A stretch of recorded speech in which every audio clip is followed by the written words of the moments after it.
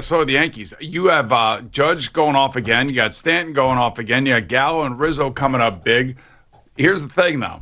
Here's the thing. There's always something, right? There's always something. And by the way, and Chapman did a good job in the ninth. And I didn't watch the game live. I got here this morning, watched all the highlights and all that other stuff, read the stories, and they're rolling. That's all there is to it. They're absolutely rolling. It's the opposite of what the Mets are doing. The Mets can, talk about losing one-run games to all these great teams. It doesn't matter. You lose, you lose. That's all there is to it. As a great Bill Parcells once said, you are what your record says you are. And right now the Mets are free-falling and dropping like a hot rock, but the Yankees are going the other way. They are just absolutely sizzling. And as Judge said last night, I was reading some of his quotes this morning, look, at the end of the day, you got to have a little luck in the middle of all this. Yeah. And they have had a little luck, but they've also created their own luck, and they're relatively healthy. But the thing that really is kind of, I wonder, like all of a sudden, like Luke Voit is just a pinch hitter now.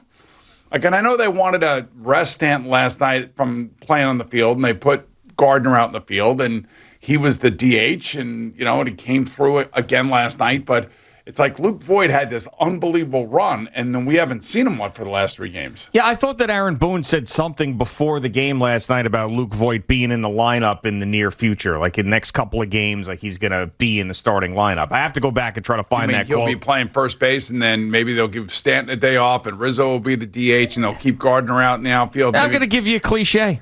Go ahead, give it to me. Good problem to have.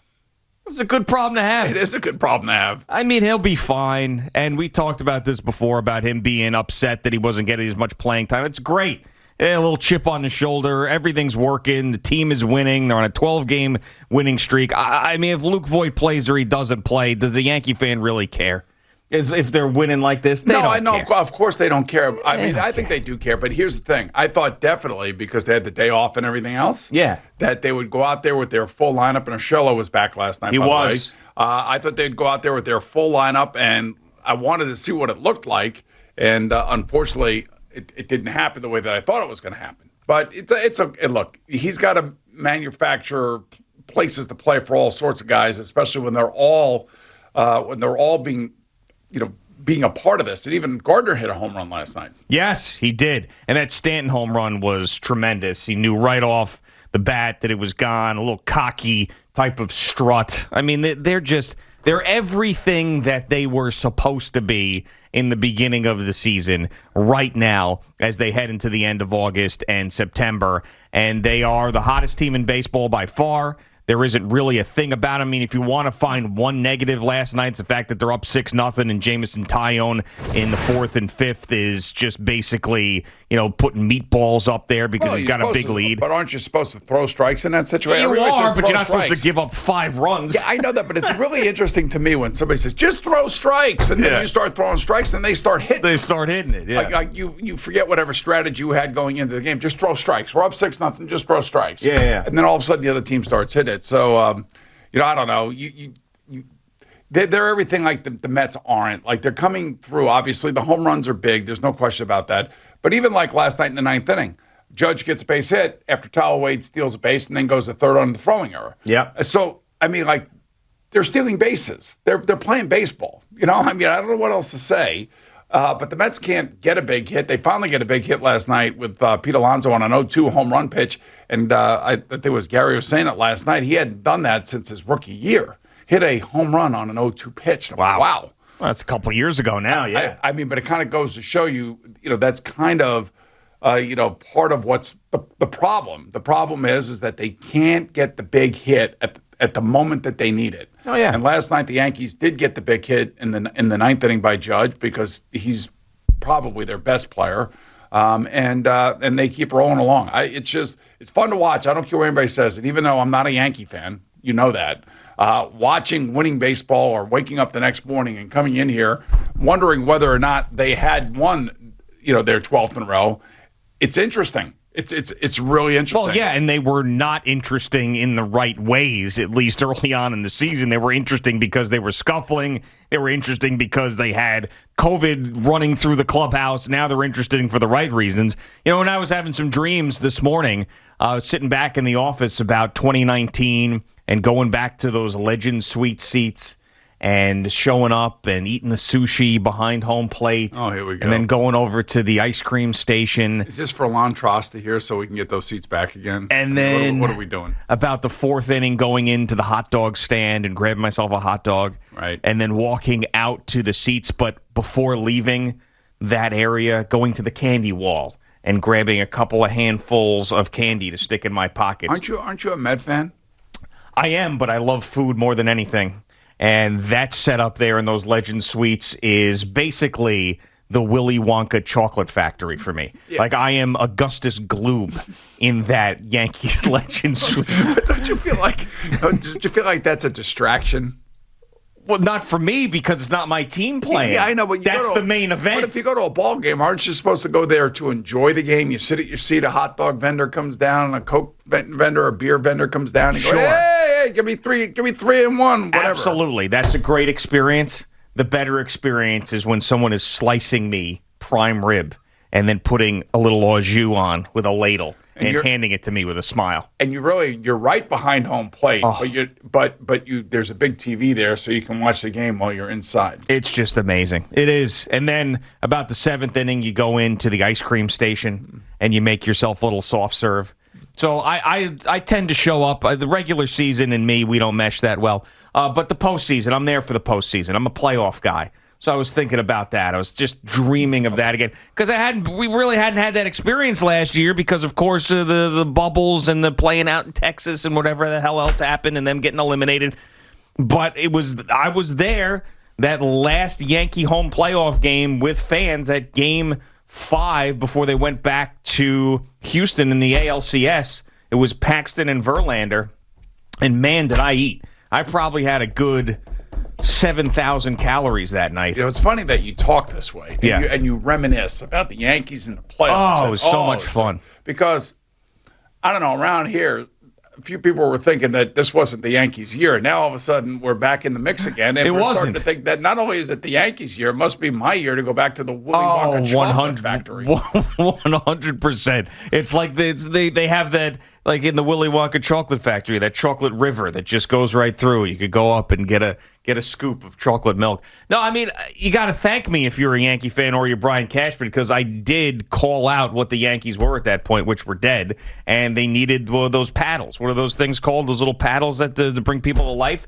And in one hand was Anthony Rizzo, the other was Joey Gallo. Ba-boom, the body is back up, and you're ready to go. Honestly, it's really Velasquez, it's Stanton, it's Judge, it's LeMahieu. Yeah. It's the guys that have kind of hung around and stayed healthy while Voit coming back and then, having the chip on his shoulder and being motivated to show everybody that he still believes that he should be the long-term answer at first base, or at least. See, the problem is Stanton's here. I think they're going to re-sign Rizzo. That's the thing. And Gallo's here for another year. So you're going to have, some more left-handed sticks in the lineup for that short porch. Yes. God, I can't take it anymore. It's like the offensive line with the New York Giants. Exactly. Some of these things just keep cropping up. There's also a bar there hidden in the field level section behind third base. So you can sneak in there, quick drink. It's going to be amazing. And for me, I'll be like the Willy Wonka grandfather that is in the bed for the entire year, and he won't get up to help with the chores or anything. He won't do anything. He's just in that. He's bedridden. But once he sees that golden ticket, which is the Legend Suite ticket for the postseason, he's up and dancing. That son of a bitch. That's you. He won't do a damn thing around the house. Right.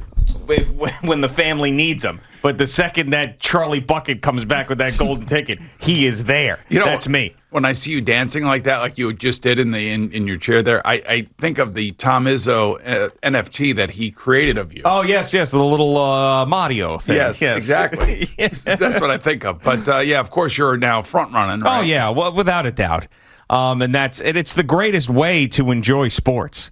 It really is. Because then you don't have any of the pain anymore. You just forget about everything that the Mets are, and you move on to, and hell, it's not like you become a Yankee fan. It's not that. You just enjoy the experience of New York baseball. It's amazing. Maybe you can help me answer this question, because I was asked this question yesterday. I was a part of a panel for the Paley Center. We were talking about sports and 9/11, since we're very close to the 20th anniversary of that very dark day. So we were on this panel, and the final question from Ernie Johnson was Joe Buck, Joe Torre, Bobby Valentine, who was having all sorts of problems with his phone, Susie Culber, Dahani Jones, Tony Dungy, and me. And we were just talking about where we were, what was going on, and how did we react to it, and what did sports mean to America after the fact, once everybody started back up again. Initially the league and the owners, the NFL wanted to play that next weekend. It was the players that said, we're not playing, and especially the Jets and Giants players, who are obviously right here in the backyard of the World Trade Center.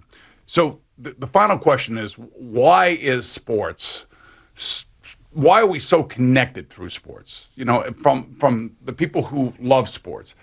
My thought was, my dad taught me to love the Rangers, the Knicks, and the Mets. And he was a Giant fan. My dad was a Giant fan. They weren't very good when I was growing up. I was not really that interested in the Giants. So I really wasn't a Giant fan. But, I was a football fan, and I love football. But those are the three teams that, he taught me to love. And I grew up, sharing those memories and those times with him. And so I was thinking that that's one of the reasons why. It's because it's handed down from years and years and years and years of family members, loving particular teams and loving particular sports, or maybe even participating in those sports when you were younger. What do you think it is? Because you weren't a great athlete. No. You're not a great athlete. You don't do anything. No, not right now in my life. But you are a sports fan. Sure, absolutely. And you work on a sports station. I do. I think that inherently we love competition. I think that people love winning. And I also think people love the local aspect of it, meaning your team is going out there and competing, and it creates this sense of being a part of something large. Like if your team goes out and wins a Super Bowl, it feels like you went out and won a Super Bowl. So I just think that we love competition, we love being on top, and we love being a part of something. And sports has all of that there. I mean, I can never understand people who don't love sports. When someone says to me, I don't watch any sports, I'm like, you don't watch any sports? Nothing? I mean, the gymnastics, swimming, track and field, nothing? They read books. Yeah, well. And they try to tell you how stupid you are. Right, I guess there is that. But yeah, I mean, I just, it's a natural connecting thing. And yeah, it does get passed down through generations. I mean, there's no doubt about it. I mean, my mom growing up in Corona, Queens, when the Mets got there in the early 60s, that was her team. She loved the fact that there was a team. Even though she didn't play baseball. Playing in Queens, she loved baseball. But did she never played? No, never. She just loved baseball. Yeah, just loved baseball. Was that because of her parents, your grandparents? No. She just loved baseball. Just growing up as a little girl, just gravitated towards it. So that was something that you and she shared along with St. John's, too. Absolutely. And St. John's basketball, yes, 100%. So yeah, and then she raised me a Mets fan. I mean, she told when she was pregnant with me, she would watch the Mets all the time. Mookie Wilson and Hubie Brooks during that time were her favorite players. When she was pregnant with me, watch all the games, and then that's how it sort of happened. And I blame her to this day for making me a Mets fan. It was interesting listening to all the stories, and Bobby Valentine and Joe Torre were right in the middle of all of it. Of course, with the Yankees and the Mets, and bringing their teams to different firehouses. And Joe Torre had some great stories, and so did Bobby. But I didn't realize Susie Colbert from ESPN had a really close friend on American Airlines Flight 11, the first plane that flew into the North Tower. And, she told that story, and, she was traveling all over the place at that time, doing like 5 different shows for ESPN. I remember I was traveling for Fox, because I was working for Fox then, and I was also doing Monday Night Football on Westwood One. So I would fly to L.A. every weekend for Fox, and then after that show was over, I'd fly to wherever the Monday night game was. It was like flying at that time was just insane. Because of all the security apparatus that had to be put in place and everything else.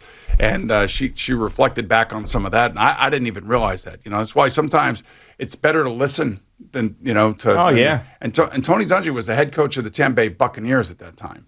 And, he was talking about being a coach and how he had found out that the towers were attacked, and he was in his coaching bubble, if you will, on a Tuesday morning. They were worried about the Philadelphia Eagles, and somebody came in and said the first tower was hit, and then they went back to coaching and figuring it out, and then somebody came back a little bit later and said the second tower was hit, and then he kind of knew that all bets were off for the next game. Yeah. And then he had to go talk to his team, and they had to figure out what they were doing. Bobby Valentine and the Mets were in Pittsburgh. Yeah, I remember. Yeah, and he actually told the story, and I know he's told it many times, and I know he's told it here on the radio station. Right across the street from them was the FBI building. He looked out the window. He saw all these black SUVs all of a sudden show up. He knew there was something wrong. He went downstairs. The Mets moved from the hotel that they were at to some clandestine or out of the town hotel because they wanted to get away from the FBI building because nobody knew what the situation was. Sure. And then he was saying how the Mets players and all the front office people and everybody else were like, we got to go home because your initial feeling during all that time was to find a family member and go hug them. And so they drove home in the middle of the night.